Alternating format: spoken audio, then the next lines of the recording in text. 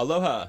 Hi, Dave. It's Peter. Hey, Peter. How you doing, dude? Good. How's it going? It is fantastic. Thank you so much for taking a couple minutes to do this with me again. No problem. I appreciate it. And I'm taping this to run in about a week. Okay. And did they give you some IDs that I was hoping to No, have they you- didn't. They did not? Okay. No. Well, at the end, if you'd be willing to cut a couple IDs, that would be wonderful. Okay, great. Thank you so much. I'll just put a short intro on it. Okay. And then we'll get rolling.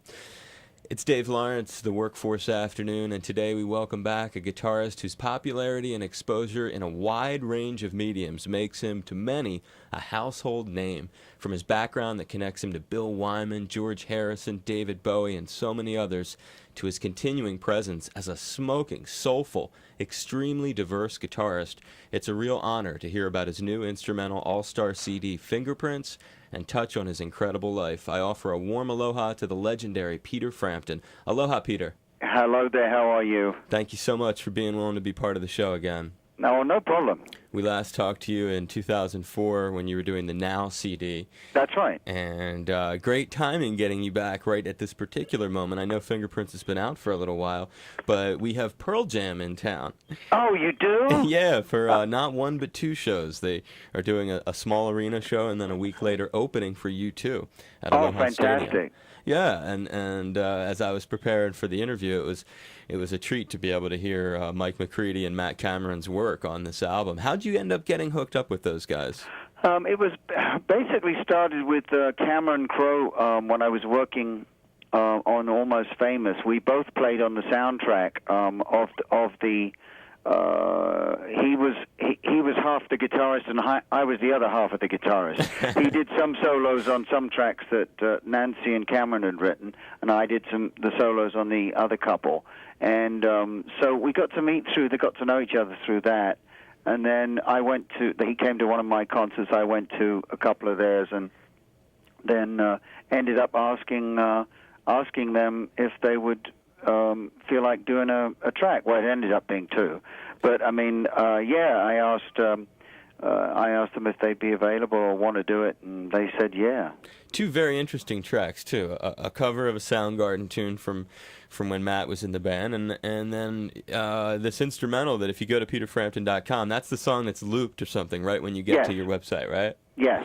That's really cool. It's amazing. You have what's special about this album is you pull together people from a lot of different areas of rock, and to have those cats on there, it shows the depth, of the pool of artists that you've turned to be part of this record. Have you ended up becoming friendly with Mike and Matt as a result? Oh yeah, absolutely. I'd love to work with them again, and whenever we're in town, I'm in their neck of the woods or they're in mine, we contact each other. So yeah, we've stayed in touch, and they're really nice people. Well, the whole Pearl Jam organization is first class. Everyone's really nice and low key and just easygoing. It's all about having fun, about making music. There's no doesn't seem to be any angst there. Yeah, no, they seem. I've been around Jeff and Stone a few times, and they seemed really nice. And I'm actually, if everything goes right, I'll be talking to Mike McCready tomorrow. So. Oh, well, if you do, give him my love, please. Yeah, I certainly will. It'll be they're my pleasure. They're special people. They really are. Yeah, they're very down to earth. And another track that I've really dug this whole record. Again, this is Peter Frampton, my very special guest. We're talking about Fingerprints, his new CD, which the packaging is another thing I wanted to point out. The packaging is awesome. And a lot of people, it seems like in this era of copying and quick digital transfers, people are putting more emphasis onto making the package one that you would want to own and have as part of your collection. So I really like the feel of the paper and just the way it's laid out. It seems like you really put some time into it. Yes, well, I have to. The actual design, I have to. Vartan was the art director at Universal. So he and I have worked together, obviously, before when I was with A&M. Sure. Before, so it was just go for it, And he gave me three ideas, and the first picture that I pulled up as a JPEG was the guitar neck and Fingerprints, and I said we're into something now. Then when the other we've actually made a poster that we're making available at shows and stuff of the first illustration, which is so nice. I mean, the whole piece is that's nothing to do with me. That was the art department, but they did an amazing job. Oh, they sure did. It's a cool thing. I mean, it's great to have a record that people would want to have in their collection and open up and scroll through like that. And another thing that happened, it was in March of 2005, I had Bill Wyman on the show, and we had a really long conversation, and part of it was about you, and fascinating to hear about, but in that, I believe it was the track that it's ended up on here, Cornerstones, that he mentions having had recorded and bringing Charlie Watts along. That's right. So that's when that was done. That was done prior to, he had just done it, basically, prior to our interview. Does that sound right? Okay, yes. It was right up the very beginning, and in fact, I got all the outside tracks. At the Hank Marvin, the Bill and Charlie, and Matt and Mike done before I did the my band. So I wanted to get those. Well, and when you've got a lot of people, it's like each track is like a whole album's worth of logistics. I bet. So it became a little bit more involved and took a little longer, not because I couldn't do it, it's just because it took time to, all right, this date, no, not that date. This, you know what I mean? It's just people scheduling and stuff. So that just added some downtime, but it was all right. I just went out and did some touring when people weren't available. No, it's great. I totally get how something like that takes a while to come together, and you have to be patient if you want all of those people. You're going to just have to work around schedules, and I think the results, Cornerstones is the track, Charlie Watts, Bill Wyman, you got the Stones rhythm section. I know, isn't that amazing? Backing you up, and I mean, and you've worked with some very heavy cats, so that's not like it's a, but what's cool about you is you appreciate it, and I know that you get off on knowing that those two dudes are backing you up on that I show. know. It was, and it's a funky track. It's a very inventive and cool moment on the disc. That and another one I've gravitated to, and just for myself, is Double Nickels. It has this like nostalgia evoking feel to it for some reason, and I could be just way off in deep space with this. Like Pat Metheny comes to mind when I'm listening to that. For some yeah, you're not the first. I don't hear it obviously, but I mean other people have mentioned that. Really? So yeah, I think it is that sort of plaintive quality about it that he always plays heavily on, which is nice. Have you ever heard of Strunz and Farah? No. They're like these flamenco kind of guitar guys. When I hear Out and Back, for some reason, that it's just like a lot of the feel of this record. It has the kind of... Yes, I have. I'm sorry. I have. Absolutely. The names didn't register for a moment there. Maybe now I you're wasn't mentioning what they do. Yes. Yeah, absolutely. Those dudes are, and they're slamming guitar players. Oh, yes. And when I hear Out and Back, I don't know why, it calls them to mind like immediately. It's as I was saying, the record gives you a feel of a lot of places. It's nostalgic in more ways than one as you go through it. And I'm sure that wasn't really an intention of yours. And much like having Warren Haynes and the blues track, it really, of all the people on here, I would say Warren is the most recognizable. Like when he plays, I know that's Warren. Yeah, exactly. As soon as he whipped out the slide there. Yeah. Totally. Yeah, it was a joy to play with him, obviously. So, and I hope to do more of it, obviously, as well. And speaking of slide, I mean, referencing him in that way, you did a gig. I mean, for the brothers, it was more of a huge night, but you're part of that night at the Beacon, where they had Gary. I mean, that's the same night Gary Rossington was there too, right? That's right. Yes. Yeah, it was a very interesting night. And then where were you when Gary was playing? Were you standing on the side of the stage watching that? Yeah. You watched them do Simple Man with Gary. Absolutely, yes. And knowing that moments from now, Warren's going to walk up to the mic and be like, I want to bring out my buddy, Peter Frampton. I mean, yeah, it was a great night. I mean, I played one number, and then J-Mo came over and asked me, J-Mo just sort of gets up and stops playing for a while, and and because Butch is still playing there, so he just wandered over to me slowly and just said, "Do you want to play another number?" So I said, "Of course, that would be thank you." So I got to play Southbound at the end of the night as well, so that was great. You're an animal. I just had Warren and Derek. I know both those cats for a long time, and I had both of them on recently, and I told them I'm gonna buy that Instant Live because people can buy this recording that we're talking about. It's actually because all of those Allman shows are on sale. You know that, right? Right, yeah, exactly. In fact, we did Instant Live for our last tour, not this one, but we did the last year. Oh, nice. So, yeah, as well. So folks can go back and get any of those Frampton shows. You can go online, basically, and buy them. Wow, that's great. Yeah, I haven't heard that night, but it was, and then the following morning, following afternoon is when we did the session. Yep. Yeah, he took, because I asked him how that came about, and he gave a long and eloquent answer for that and the timing of how it worked out.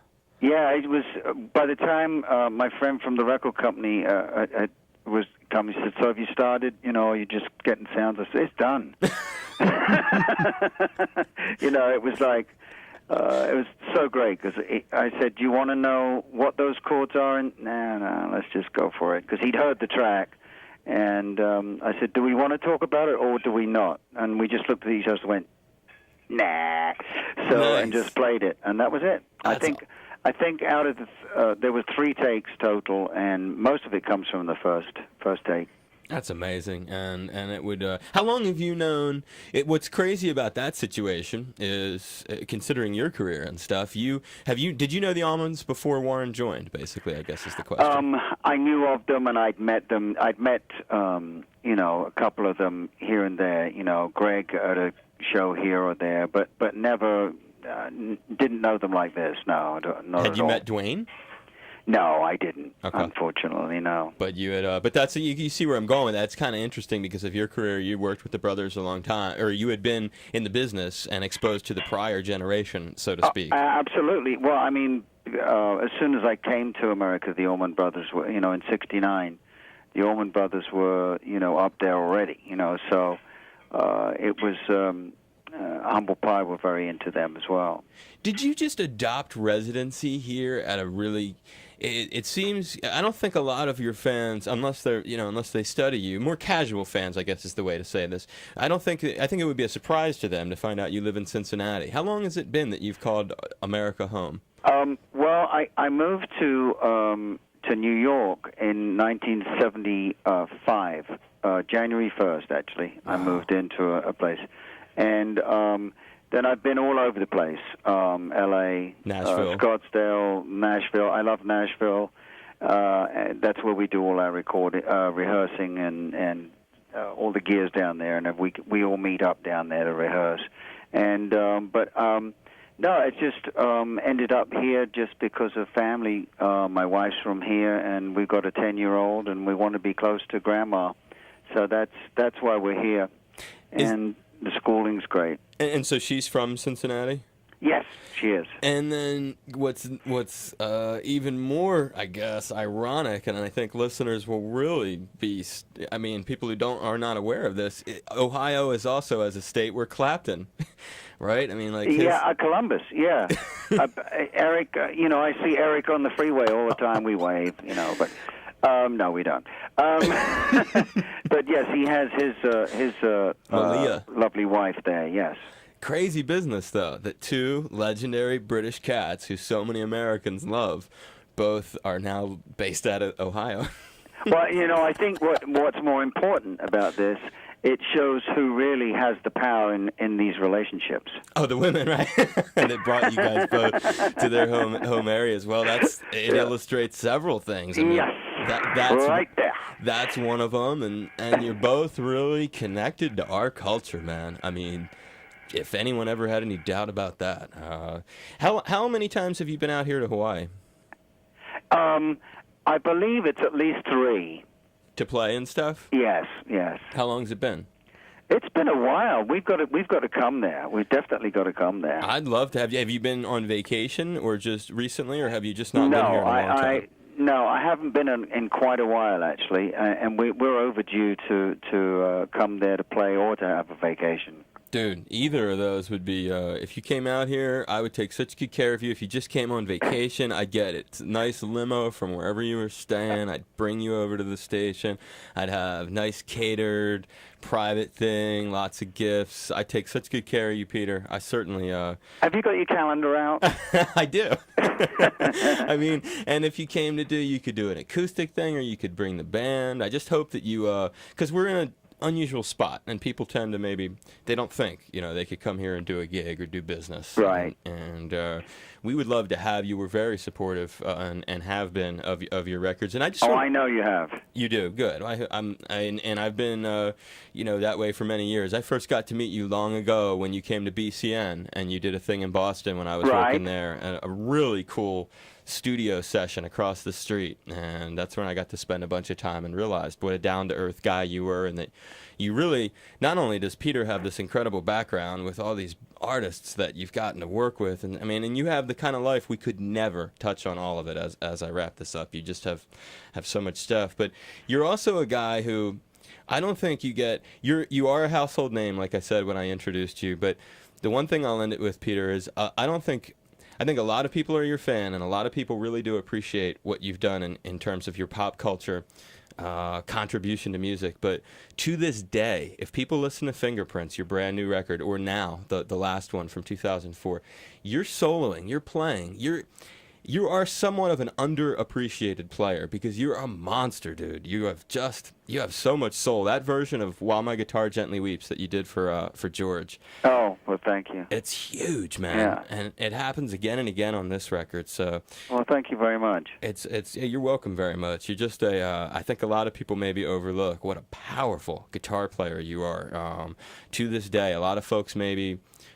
I don't know, maybe I don't want to use the word deteriorates or whatever, but people evolve as they get older, and you're a cat who's just evolved to be, even more of a badass as far as I'm concerned.